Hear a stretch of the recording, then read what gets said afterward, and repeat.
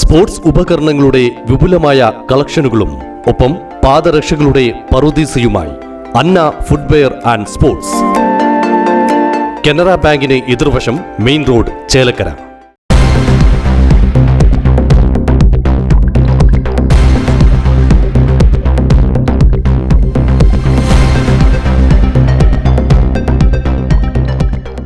ദേശമംഗലത്ത് വാഹനാപകടം.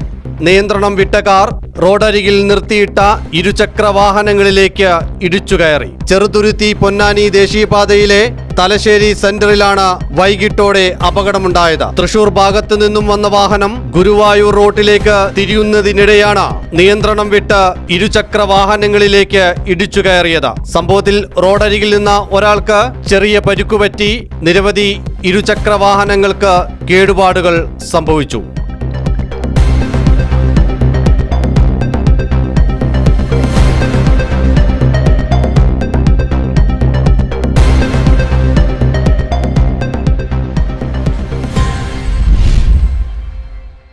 പത്താം ക്ലാസ് കഴിഞ്ഞില്ലേ, ഇനി +1 +2 എവിടെ പഠിക്കും?